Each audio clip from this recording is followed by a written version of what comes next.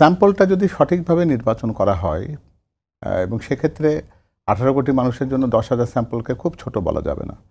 আর এটা প্রতিনিধিত্বশীল কিনা সে প্রশ্ন যে কেউ তুলতে পারে। এটা তো যে কোনো একটা রিসার্চ যারা করেন, গবেষণার প্রেক্ষিতে যে জরিপের ফলাফল যারা দিয়েছেন, তারা এই প্রশ্নের সম্মুখীন হলে তাদেরকে যদি বলা হতো যে আপনার কী মেথোডোলজি বা কী প্রক্রিয়ায় আপনি এই জরিপটি সম্পন্ন করেছেন, আপনার স্যাম্পল নির্ধারণের পদ্ধতি কী ছিল, এই স্যাম্পল সাইজটা আপনি কীভাবে নির্ধারণ করলেন, আপনার গ্রামে কতটুকু নিয়েছেন, শহরে কতটুকু নিয়েছেন, বা বিভিন্ন শ্রেণী বর্গের প্রতিনিধিত্ব এখানে আছে কিনা, সে প্রশ্ন তোলাই যায়, সেটি সঙ্গত।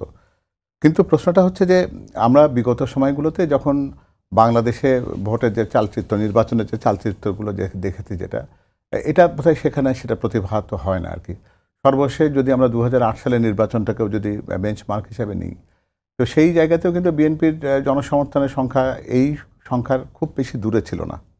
বরং বলতে পারি যে জামায়াতে ইসলামের ক্ষেত্রে যে সংখ্যাটা দেখানো হচ্ছে সেই সংখ্যাটি কিন্তু বরং বলা যেতে পারে অতি উল্লম্ফন, কারণ সেই সময় তাদের সমর্থনের জায়গাটা ছিল 4% একটু সামান্য একটু বেশি। তো ফলে আমার মনে হয় যে কোনো একটা জিনিস নিয়ে আমরা এখনই বেশি উচ্চকিত না হই, ভোটের নির্বাচনের এখন অনেক সময় বাকি আছে।